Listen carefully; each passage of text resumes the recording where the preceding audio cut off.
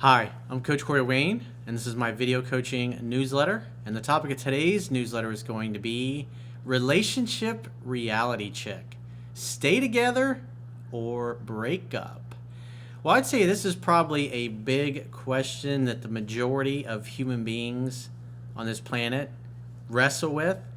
And from my own personal experience, what I've seen in my life, because obviously I'm an observer of people, I mean, after all, that's how I learn these things, is that most people don't make very good decisions, and they tend to stay in relationships that should have ended a long time ago, some of them for a lifetime. So the goal, obviously, is to have a great quality of life, to get up every day and love the people that you're hanging out with, to be in relationships with the kind of people that you want to be in relationship with, but also have an abundance mentality, whether it's a career you have or a business you have, or maybe a relationship that's run its course, or a friendship that just no longer serves you. When you have enough of an abundance mentality in your life, you're going to feel good about letting certain people go from your life, or changing careers, or getting out of one business and starting another. Because the reality is, whatever it is in life that we have a lot of enthusiasm for, we're going to put more energy, more time, more effort, more heart, and more soul into people and things that we love and we have a passion for. And the more that your life is filled up with circumstances and people that are fun, that are exciting, that are compelling, the happier you're going to be. And typically, the longer you're going to live and the better the quality of life that you're going to have. Because when you lose hope, why go to the gym? Why eat healthy? Why do anything that's life-affirming and life-enhancing? You don't have a motivation for it. But when you're excited, when you get up every day and you look forward to what you do and who you do it with, you're going to be more inclined to take better care of yourself and have a better quality of life as a result. And that's really what this is all about, is improving the quality of your life. So it's interesting. I got two people here. I got two pretty different situations, but they're looking at the people that they're involved with, and they have a high level of emotional intensity and attraction for them. But remember, we tend to do things based on our emotions, and then we use logic and reason to justify our decisions. So as I go through these emails, I want you to look at it and ask yourself the question, is this person good for them? Are they a good match? Despite their feelings, should they still stay involved with these people? And this is a question that all of us have to answer for ourselves, because the reality is, you don't know what's in my heart. I don't know what's in yours. And you have to learn to trust that, especially being surrounded by people who think they know better for all of us what we should and shouldn't be doing. So with that said, I got a quote that I wrote, and then I'm going to go through the first email. The quote says, "When it comes to love and romance, we tend to project the fantasy of what we want onto others while ignoring the reality that they're not a match and cannot offer what we're looking for. Since we tend to make our decisions based upon emotion and use logic and reason to justify our decisions, we talk ourselves into making bad choices in our personal lives that lead to unnecessary heartache and heartbreak. This can lead to enormous personal, professional, and financial setbacks, not to mention the loss of time, our most precious and perishable and shrinking resource. When you consider that it takes the average person 1.5 years to recover from the breakup of a long-term relationship, it's never a good idea to ignore your intuition, reality, and allow yourself to get carried away by the emotions of our projected romantic fantasies. It's always better to judge people by what they do, not what they say, and certainly not their potential." But how many of us do that anyway? Definitely something to think about. So let's go through the first guy's email. He says, "Dear Coach Wayne, it must first be said that you, sir, have changed my life. 6 years ago, my life was headed down the shitter, and then I found your work. I don't want to make this email too long, but I hope you will read this message, as my story is one hell of a doozy." Oh, it is. First off, I'm a 45-year-old man with my occupation being that of a major in the United States Army specializing in weapons systems on various fighter aircraft. Thank you for your service, by the way. 6 years ago, I was married to the woman of my dreams and working in a career field that I loved. That is, until everything came crashing down. One day I came home only to find my wife in bed with another man. Oh. Ouch. Life comes at you fast. As you can imagine, I flew into an absolute rage and a vicious fight broke out between myself and the other guy. The fight spilled into the garage and my wife called the police. Before too long, I got the upper hand and in my anger, cracked the other guy in his midsection with a stray 2x4. Damn, dude. Unbeknownst to me, I fractured several of his ribs, which resulted in one of his lungs being punctured. Before I could do any more damage, the police arrived and tackled me while the other guy was rushed to the hospital. Holy shit, man. Don't ever fuck with this guy's wife. You never mow another man's lawn. The guy eventually recovered but suffers from several medical side effects due to our fight. I'm not real proud of this, but my anger at the time just took me over. Amazingly, he didn't press charges. He apologized and told me that he deserved what he got. At least he was fucking man enough to take ownership of the fact that he was banging your wife. And he deserved it. After the dust settled, the Army took reprimanding action and I was demoted back down to first lieutenant and even did a 2-month stint in USDB near Leavenworth. After I got out of military jail, my wife hits me with divorce proceedings. Swell. Honestly, I genuinely contemplated suicide as this was the darkest period in my life. Everything passes eventually. The good times and especially the bad times, eventually, time just passes. And that's reality. No matter where you are in life, if you're in a shitty place right now, time is going to pass and it will get better. No matter how great things are in your life right now, those things will end too. Everything in life is temporary. It's so fucking fleeting. Last year, I've lost 3 people that were really fucking close to me at one point in my life. And I'll tell you what, that definitely gives you some perspective. It makes you fucking think. When you lose people that were close to you or really close to you, these are 3 different people that at different points in my life, they were in my inner circle, my top 5 people. That's pretty fucking jarring. That's when I found Coach Corey Wayne. I watched a few of your videos and I immediately downloaded 3% Man. Well, if you haven't read my first book, 3% Man, you can go to understandingrelationships.com and just subscribe to the email newsletter. And as soon as you hit subscribe, you'll be taken right to the members area where you can read the book right in the browser or whatever mobile device you're on. It opened my eyes and caused so many light bulb moments. I'm sure the next city over must have suffered a blackout. It's possible. I came to realize that I was enabling my wife's behavior with my weak beta male tendencies, resulting in her being driven into the arms of another man. Well, it's not your fault that she had no integrity and that your vows didn't mean anything. But it's obvious that by the time the affair was discovered by you, finding her in bed with another man in your house, that Elvis had pretty much left the building at that point.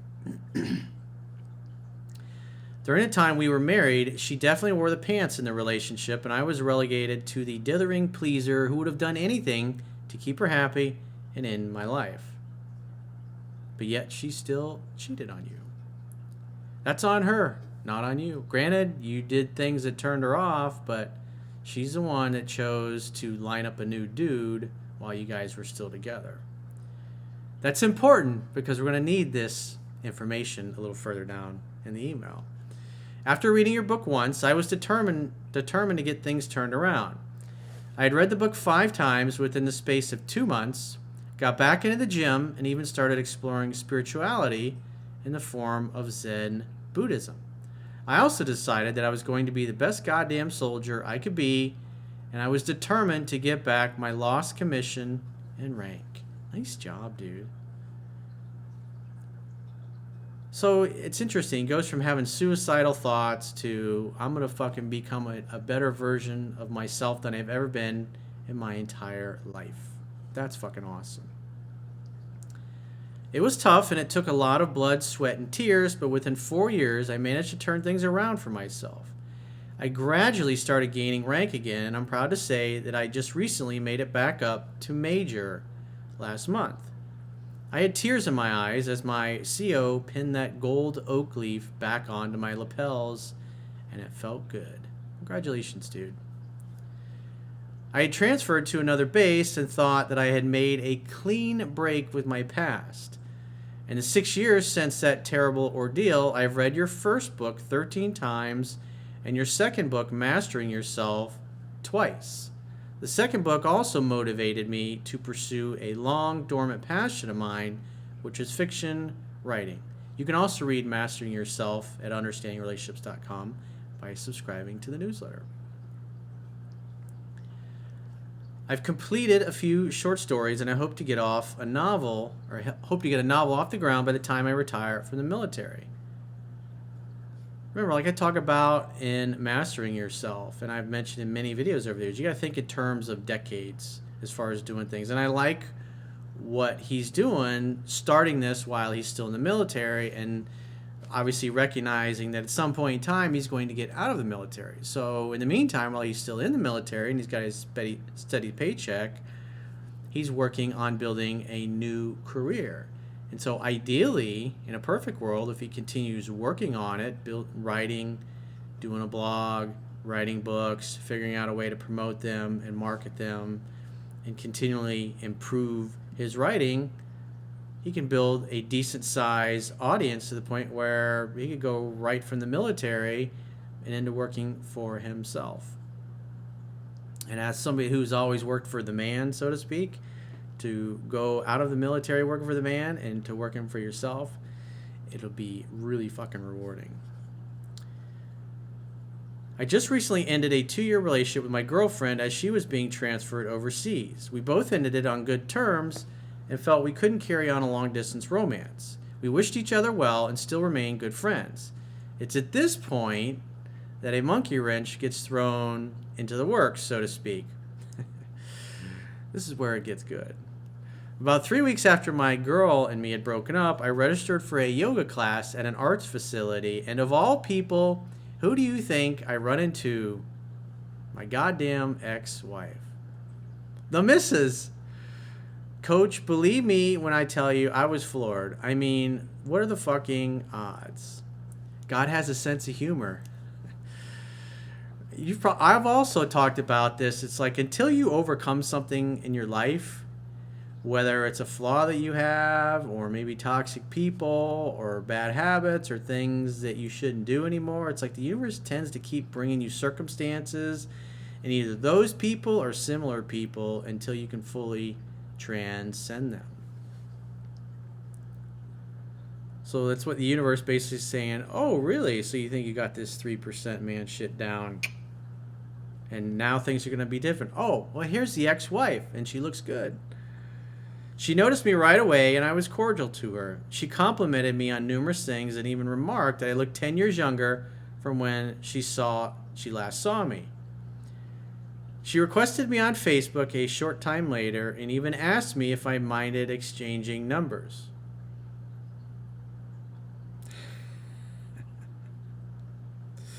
She began reaching out to me regularly and on one occasion asked me if I wanted to see a movie. I figured what the hell and invited her over to my place to watch a movie there as I wasn't lifting a finger to meet her anywhere. What's a guy to do? Well, Coach, I hate to be cliche, but to use the old adage, one thing led to another, and before I knew it, we were having sex. Excuse me for a second. Come on, man. You know better. Over the past few weeks, we have hooked up numerous times, always at my place, mind you. She has pleaded with me to take her back more than once, but I've been very hesitant to tread that ground again for obvious reasons. You think? So, I can't count the number of phone sessions I've done with men and women to a certain extent over the years that have the same issue. It's like, here's the reality. Your wife, your ex-wife, I should say, doesn't value loyalty and monogamy and exclusivity. If she ain't happy, I mean, she fucked another guy in your bed. So the thing you have to understand if you're going to stay involved or be involved with somebody like this is that if your game is tight and you're doing everything right, she'll probably be faithful. But if you slip up, things happen in life, you already know how the movie ends. You already know she betrayed you once, she'll betray you again.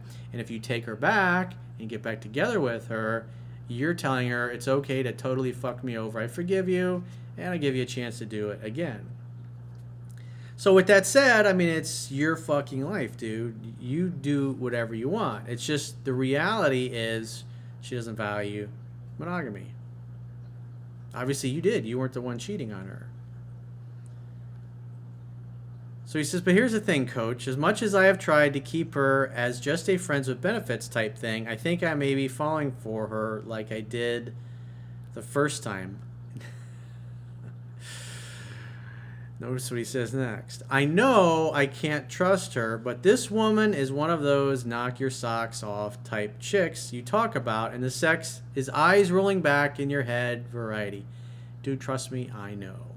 I know. However, as somebody who has girlfriends from the past still in his life and sees them from time to time, and the passion's there, still there, the sex is amazing, and the fun and the chemistry is still there. It's effortless. Even when I go years without seeing some of these girls, and then we get back together, it's like, even though they're older and they're not as pretty as they were when we were younger, it's like nothing changed. It's like putting on an old comfortable pair of shoes. However,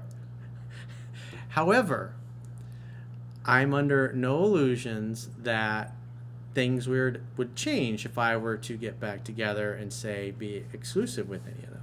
As awesome as they are, as much as I love them, I'm still not going to go back into an exclusive relationship with them. Because I have my wits about me. And I exercise self-control as hard as it is. She's just as fun, clever, and giving as I remember, and hanging out with her is a blast. Dude, I totally fucking feel you. But then there's this other side of the coin where she's obviously devious, manipulating, and lacking in integrity because of her past cheating ways. Coach, what's a guy to do? I need advice, man. Well, the reality is you see it for what she is. And now she's chasing you. She's coming after you. And remember, rejection breeds obsession. She left you. She divorced you after all that shit that happened, and now she's chasing you, which has got to feel great for your fucking ego. It's going to make you feel good that after all these years, your wife who cheated on you with another guy in your fucking marital bedroom, and you had to come home and see this and get into a big fight that totally fucking set your career back many years, now the roles are reversed. So the thing you got to recognize is like, dude, you're holding all the cards. You have all the keys to the kingdom. The important thing is to exercise emotional self-control. I would just have an open relationship, let her do 100% of the calling, texting, and pursuing, make dates, no matter how much she protests or complains or wants you back, just say, look, I love you, but I'm not getting back together with you. Eventually, I want to meet a great girl and settle down, have kids, or whatever it is that you're looking for. And you gotta hold to your vision of your life. This is how the universe tests you. Like I've talked about in the past, I had an old friend of mine, the uncle of one of my girlfriends, who's in a very famous rock and roll band. And he had one of the largest bands in the world at the time when he was in college, going to school to become a chiropractor after he decided to get out in the world of rock and roll. Consider this a guy who's a vegetarian, doesn't drink, doesn't smoke, doesn't do drugs. He had tried those things when he was like 17, 18. He was like, shit's not for me. But you get the biggest rock band in the world. He's struggling in college going, we want you to be our drummer. We all just got out of rehab. We fired our drummer, and you're like the only guy in the planet that would be perfect for us. And he really seriously considered it. And he said, give me a week to think about it. And he thought about it after a week, and he's like, I don't want to go back into that lifestyle. I want to become a chiropractor. And that's what he did. And you will get tested just like you're being tested right now. It's like, how bad do you want it? How badly do you want to move on from everything that has happened 6 years ago? I mean, you have choice. You have abundance with women. So what would be different? Things would probably be great for a long time, but eventually, once the infatuation, the newness wore off, what do you think would happen?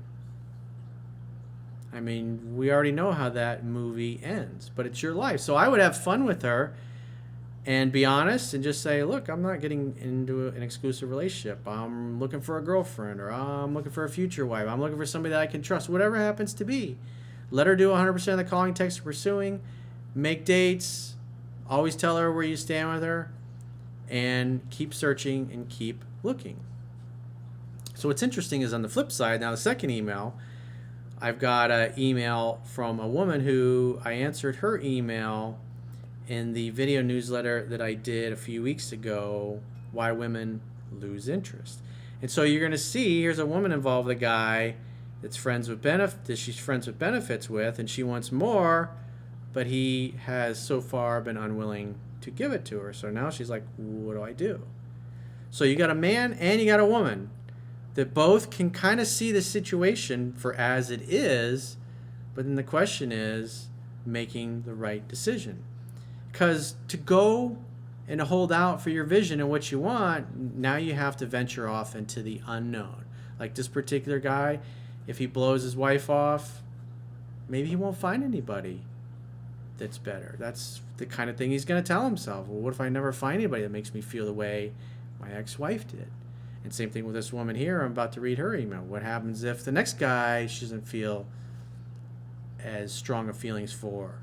So this is the thing we're all faced with. It's to leave what's good in order to find something that's better. Maybe it takes years, a lot longer to have happen, something better come along than you expected. Then what? Then where are you? Because at the end of the day, the amount of days we've been on this planet is getting longer, and the amount of days we got left is getting shorter. So what do? It's a gut check. It's a gut check for your vision and what you want for your life. And what we want usually exists beyond our comfort zone, beyond the area that we can see, beyond the time that we think it's going to take. So let's go through her email. She says, hey, Coach, thank you so much for answering my email in the video newsletter. This is Jessica, the 26-year-old blonde who was trying to make her Latin lover her boyfriend. She's basically got a fuck buddy, friends with benefits type of relationship with him. I thought you'd like an update on my situation.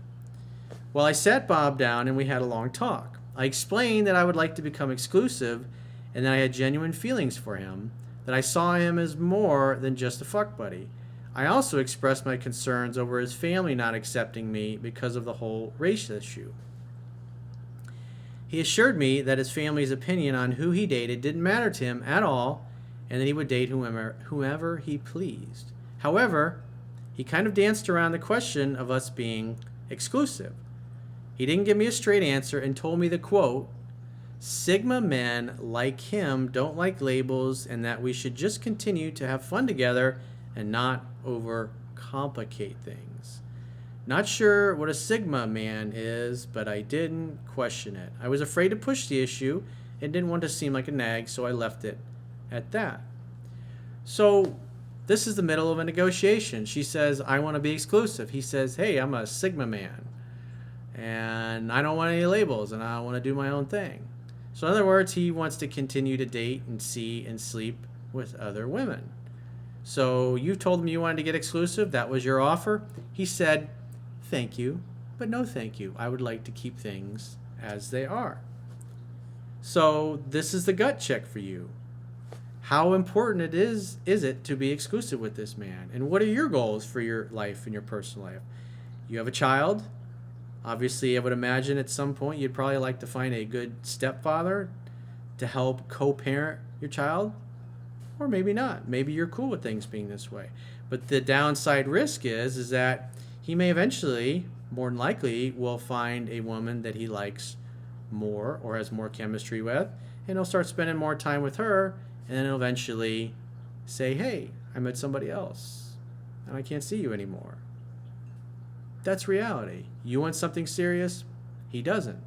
So the question is, how bad do you really want an exclusive relationship? Is it a deal breaker? Are you willing to walk away from what you have this guy right now in order to seek out something that's better, as hard as it is?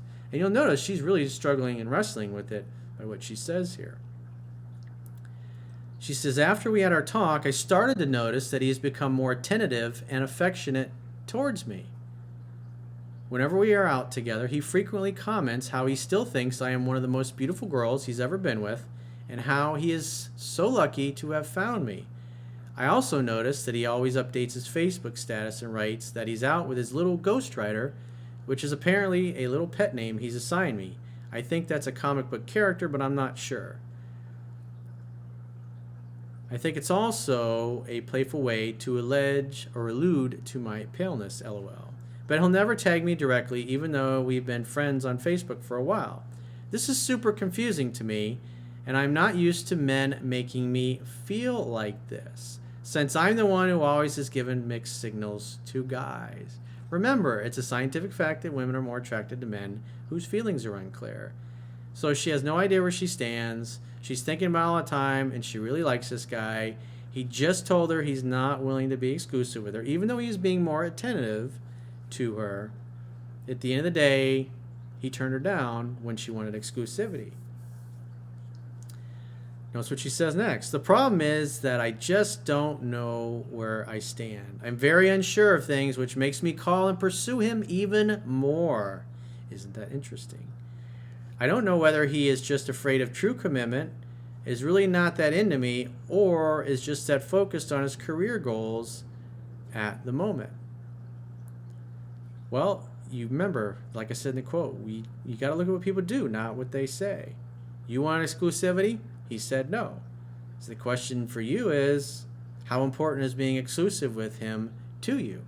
Because if you continue in the relationship the way it is now, you're leaving yourself open to the possibility that he goes, hey, I've met somebody else and I'm going to get serious with her.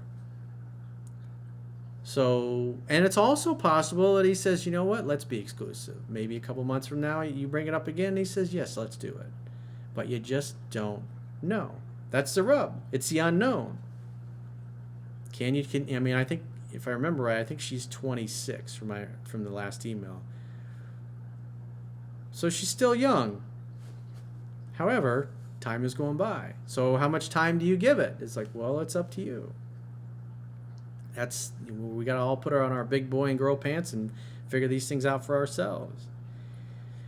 He has a few new screenplays he's working on, which has taken up a lot of his time. There's also the added fact that I suspect there might be another chick or two in the picture. I'm not surprised, as Bob is a handsome and confident man and has his choice of women. He's always posting pictures on Facebook with several girl friends he hangs out with, which I'm cool with, but at the same time, not. I think you've taught your student a little too well, coach, lol. Any advice? Should I keep on nagging him with wanting to be exclusive, or accept the fact that he might never be that type of guy? By the way, I've just started my 3rd round of your book. Well, it's to see where it is. I mean, see reality as it is. Not better than it is or worse than it is. The reality is, you want exclusivity? He said no. Are you at the point right now where that's a deal breaker, where you're refusing to stay with him if he becomes exclusive, and then you say, see you later, call me if you change your mind? Remember, the strongest negotiating position is being able to walk away and mean it. So you wanted exclusivity, he turned you down. And at least as of right now, in the present moment, when you sent this email, you're You lost the negotiation because you told him, okay, I'll still stay with you even though you're dating and sleeping with other women and may replace me with one of them eventually. That's what you basically said to him. So you got to put your big girl pants on and decide what you can and can't live with. If you stay with him under these terms, you may get replaced by somebody else.